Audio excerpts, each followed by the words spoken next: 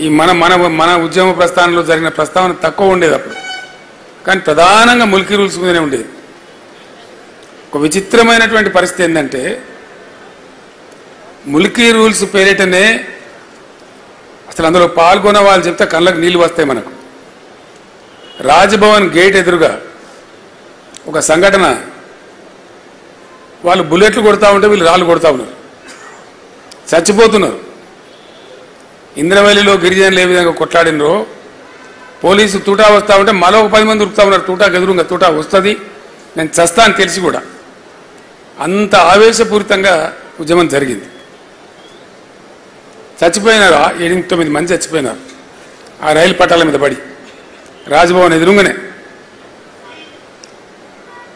అంత బాగా జరిగింది. సరే, ఉద్యమం సమసిపోయింది, తెలంగాణ రాలేదు. ఉద్యమ సందర్భంలో కొత్త పొటమరింపు. ఉద్యమం అయిపోయిన తర్వాత పివి నరసింహారావు గారిని ముఖ్యమంత్రి పెట్టినారు. పివి నరసింహారావు గారు ముఖ్యమంత్రిగా ఉన్నారు. ఆయన కూడా తెలంగాణ బిడ్డ. ఆయన 2 రాష్ట్రాలు కలవాలని ఉండే ఆయనకు పాపం విశాలాంధ్రలో ఏదో గొప్ప జరుగుతుందని ఆయన కూడా ఆశపడ్డాడు. కానీ మోసం జరిగింది. ఆయన మనసులో ఉంది. ముల్కీ రూల్స్కు సంబంధించిన అంశం పోరాటం నుంచి, ఉద్యమ రూపం నుంచి పోయి లీగల్ బ్యాటిల్గా మారి సుప్రీంకోర్టులో పెండింగ్లో ఉంది. కరెక్ట్గా 73లో పివి గారు ముఖ్యమంత్రిగా ఉండే టైంలో సుప్రీంకోర్టు తీర్పిచ్చింది తెలంగాణకు అనుకూలంగా. Mulki rules shall continue for Telangana అనగానే ఆంధ్రాలో జయాంధ్ర మూమెంట్ పెట్టింది. జయాంధ్ర ఉద్యమం పెట్టి చాలా ఘోరంగా జరిగింది. అది కూడా అక్కడ కూడా 60-70 మంది చనిపోయినారు పోలీస్ కాల్పులలో. వందలాది వేలాది మంది అరెస్టులు అయినారు. చాలా ఒక 5-6 నెలల పాటు బీభత్సంగా జరిగింది. అది కూడా మళ్ళీ ఢిల్లీ ఆ ఆంధ్ర ప్రాంతంలో జరిగిన ఉద్యమాన్ని మాత్రమే పరిగణలోకి తీసుకొని సుప్రీంకోర్టు తీర్పును కాలరాస్తూ రాజ్యాంగ సవరణ చేసింది. నేను ఎందుకు చెప్తున్నా ఈ అంశం ప్రధానంగా అంటే 69లో ఉద్యమం కూలిపోయి నిరాశకు గురైన తెలంగాణ ఇక లెవ్వలే.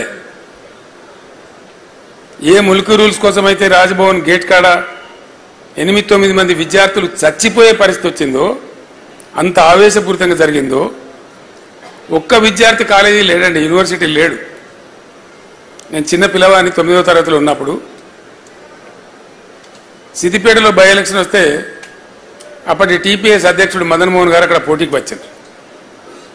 డాక్టర్ చెన్నారెడ్డి గారు తదితరులతో వచ్చి మా ఇంట్లోనే క్యాంప్ ఉన్నారు వాళ్ళు. మేమంతా వాళ్ళకు భోజనాలు పెట్టేది.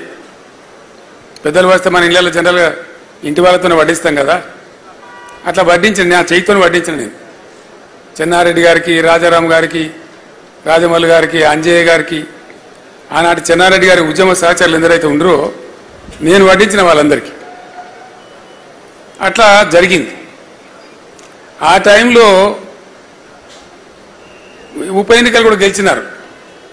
ఇక్కడ నారం జనార్దన్ రావు గారు గెలిచినారు, సిద్దిపేటలో మదన్ మోహన్ గారు గెలిచినారు, చెన్నారెడ్డి గారి నాయకత్వంలో 14-11 ఎంపీలు గెలిచినారు. అయినా కూడా ఆనాడు ఉన్నటువంటి ఇందిరాగాంధీ కనికరించలేదు.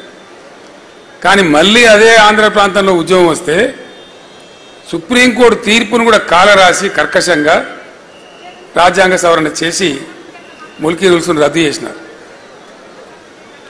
రద్దు చేస్తే కలిగిన బాధ ఏంటంటే ఉద్యమ స్వరూపాన్ని మనం ఒకసారి ఎనాలిసిస్ చేస్తే ఇక్కడ ఎవ్వడు కుయ్యమనిలే కుట్టుకుమనిలే, అంత నిస్తేజం అయిపోయింది తెలంగాణ. అసలు మాట్లాడిన లేడు.